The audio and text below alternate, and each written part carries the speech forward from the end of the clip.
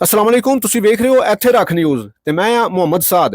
ਗਵਾਂਢੀ ਦੇਸ਼ ਭਾਰਤ ਵਿੱਚ ਆਸ਼ਰਮ ਇੰਚਾਰਜ ਵੱਲੋਂ ਹੋਇਆ ਮਾਸੂਮ ਬੱਚੇ ਉਤੇ ਜ਼ੁਲਮ। ਭਾਰਤ ਦੀ ਰਿਆਸਤ ਕਰਨਾਟਕ ਦੇ ਜ਼ਿਲ੍ਹਾ ਰਾਈਚੂੜ ਵਿੱਚ ਤੀਜੀ ਜਮਾਤੇ ਪੜ੍ਹਦੇ ਨਿਆਣੇ ਤਰੁਣ ਕੁਮਾਰ ਨੂੰ ਕਲਮ ਚੋਰੀ ਕਰਨ ਦਾ ਇਲਜ਼ਾਮ ਲਾ ਕੇ ਮਾਰ ਕੇ ਅਧਮੋਇਆ ਕਰ ਦਿੱਤਾ। ਇਹ ਬਾਲ ਰਾਜਾ ਕ੍ਰਿਸ਼ਨਾ ਨਾਮ ਦੇ ਆਸ਼ਰਮ ਵਿੱਚ ਪੜ੍ਹਾਈ ਕਰਦਾ ਸੀ ਤੇ ਉੱਥੇ ਹੀ ਰਹਿੰਦਾ ਸੀ। ਤਰੁਣ ਕੁਮਾਰ ਨਾਮ ਦੇ ਜਾਤਕ ਨੂੰ ਦਰਿੰਦਿਆਂ ਵਾਂਗ ਕੁੱਟਿਆ ਫੰਡਿਆ ਗਿਆ, ਜਿਸ ਦੇ ਨਤੀਜੇ ਵਿੱਚ ਉਹਦਾ ਮੂੰਹ ਵਿਗਾੜ ਕੇ ਰੱਖ ਦਿੱਤਾ ਗਿਆ।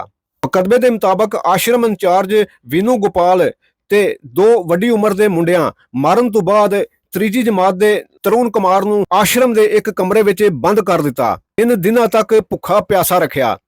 ਜਦੋਂ ਮੁੰਡੇ ਦੀ ਮਾਂ ਨੂੰ ਪਤਾ ਲੱਗਿਆ ਕਿ ਉਹਦਾ ਪੁੱਤ ਆਸ਼ਰਮ ਦੇ ਵਿੱਚ ਕੈਦ ਹੈ, ਉੱਥੇ ਜਾ ਕੇ ਤਰੁਣ ਦੀ ਮਾਂ ਨੇ ਆਪਣੇ ਪੁੱਤ ਦੇ ਬੰਦੇ ਹੋਏ ਹੱਥ ਅੱਖਾਂ ਉੱਤੇ ਲੱਗੀਆਂ ਪੱਟੀਆਂ ਖੋਲ ਕੇ ਤੇ ਹਸਪਤਾਲ ਖੜਿਆ। ਵੇਖਣ ਵਾਲੇ ਲੋਕਾਂ ਦਾ ਕਹਿਣਾ ਸੀ ਕਿ ਇਸ ਨਿਆਣੇ ਦੀ ਹਾਲਤ ਵੇਖ ਕੇ ਲੱਗਦਾ ਹੈ ਕਿ ਇਹ ਮੁਜਜ਼ਾ ਹੀ ਹੈ ਕਿ ਹਾਲੀ ਵੀ ਜਿਉਂਦਾ ਪਿਆ ਹੈ। ਫੱਟੜ ਮੁੰਡੇ ਦੇ ਪੁਲਿਸ ਨੂੰ ਦਿੱਤੇ ਗਏ ਬਿਆਨ ਦੇ ਮੁਤਾਬਕ ਵੱਡੀ ਉਮਰ ਦੇ ਮੁੰਡਿਆਂ ਪਹਿਲਾਂ ਸੋਟੀਆਂ ਨਾਲ ਮਾਰਿਆ, ਫਿਰ ਕ੍ਰਿਕਟ ਖੇਡਣ ਵਾਲੇ ਬੱਲੇ ਨਾਲ ਕੁੱਟਿਆ। ਉਸ ਤੋਂ ਬਾਅਦ ਦੋ ਮੁੰਡੇ ਮੈਨੂੰ ਭੀਖ ਮੰਗਣ ਲਈ ਨੇੜਲੇ ਰੇਲਵੇ ਸਟੇਸ਼ਨ ਉੱਤੇ ਲੈ ਗਏ। ਪੁਲਿਸ ਨੇ ਰਾਮਾ ਕ੍ਰਿਸ਼ਨਾ ਆਸ਼ਰਮ ਦੇ ਇੰਚਾਰਜ ਵੀਨੂ ਗੋਪਾਲ ਸਣੇ ਦੋ ਮੁੰਡਿਆਂ ਨੂੰ ਗ੍ਰਿਫਤਾਰ ਕਰਕੇ ਤੇ ਅਗਲੀ ਕਾਰਵਾਈ ਦਾ ਆਗਾਜ਼ ਕਰ ਦਿੱਤਾ।